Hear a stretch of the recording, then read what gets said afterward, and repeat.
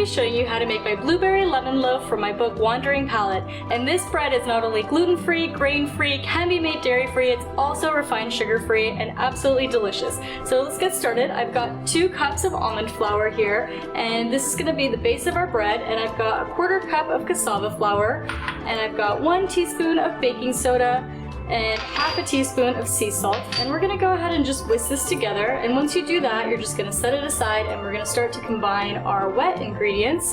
And to make our wet ingredients, I've got 3 eggs that I'm gonna put into my stand mixer, and I have a 1/4 cup of butter, but you can also use coconut oil if you want to make this a dairy-free version, so it's completely up to you. And as a sweetener, we're gonna be using a 1/4 cup of honey, and you can also use maple syrup for this as well. And we've got a 1/4 cup of fresh lemon juice, and I always recommend using fresh.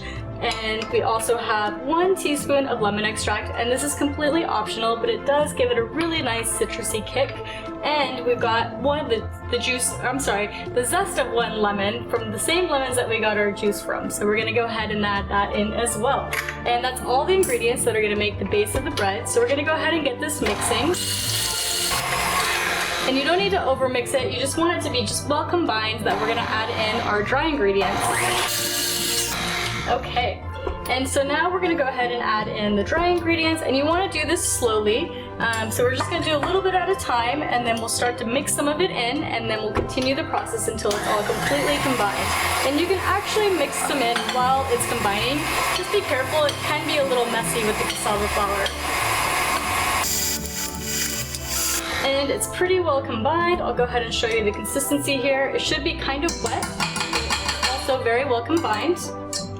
And we're gonna go ahead and remove that from our stand mixer, and now our blueberries are gonna go in. So you wanna use fresh blueberries. Definitely try to not use frozen ones. It's not gonna turn out as great. And you just wanna throw those in there and then fold them into the batter. So don't put these in your mixer because we want them to stay as whole as possible. And really it's just a few mixes and just enough to get them combined. Your dough should look like this, and now we're ready to put it into our loaf pan. So I have a 9x5 loaf pan that's been greased, and again I use grass-fed butter on this, but you can also use coconut oil for it. And we're just gonna go ahead and pour in our cake mixture. And just make sure you use that rubber spatula again. You can really get the sides clean, make sure you get it all in here. And once it's all in, we'll go ahead and just give it a few shakes on the counter just to get it nice and smooth. And don't worry about it, it's gonna rise in your pan, so it should be about halfway full. And we're gonna put this in the oven at 350 degrees for about 40 minutes.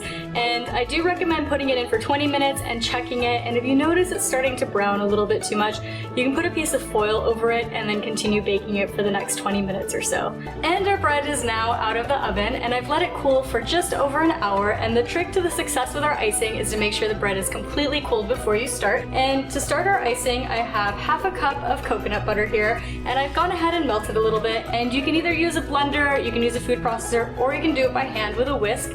But we're gonna add in 2 tablespoons of maple syrup, and I have 2 tablespoons of melted coconut oil, and I have about a tablespoon of fresh lemon juice. And we're just gonna go ahead and stir this together and see what our consistency looks like. And again, you can do this in your blender, it makes it a little bit easier to do, but by hand is not too bad either. And I've got some water, so if you don't like the texture that you're getting or you want it to be a little bit runnier, we can always add some water in. But otherwise, it should be a pretty good consistency that's gonna represent icing and gonna really stick to our cake. So as you can see, it's really coming together, and we might just add just a touch of water just to make sure that it runs on our cake. So it's looking pretty good. And I do water 1 tablespoon at a time. So we're just gonna start with 1 tablespoon, and we're gonna see what kind of texture that gets us and see if that's enough. And usually I find that about 2 tablespoons is a magic number, but it really depends on how melted your coconut oil is and your maple syrup and things like that. So let's see what we look like at 2 tablespoons here. And once you've added in your water, you really want it to have a nice and creamy consistency, and it really needs to be kind of like an icing, so you can decide how runny you want it, but the thicker it is, the more it's going to stay firm on the bread. If you want it a little runnier, it's going to droop down the sides. And to apply the icing to our cake, I like to use a decorating spoon, and that helps just to kind of drizzle it on there. And so you'll just start at one end and kind of drizzle, And it's okay for it to kind of go on the edges. I actually really like it when it drips down the sides. Gets a little extra flavor on the sides of it, so go ahead and just pour that on. And we probably could have made this a little bit runnier, but as it starts to cool and warm up with the bread as well, it's gonna start to melt just a little bit. And now that our bread is completely iced, we're able to dive in and see how it tastes. So let's go ahead and use our knife and slice into it here. And it should slice open perfectly. Falling off the plate a little bit here, but we're gonna give it a little taste and see how it tastes. So good. This is one of my favorite recipes in the cookbook. It's so clean, it's delicious, you can use it for breakfast, you can have it as a dessert. You can get the recipe in my cookbook, Wandering Palate, and it's available on my website, thetrailtohealth.com, or on Amazon.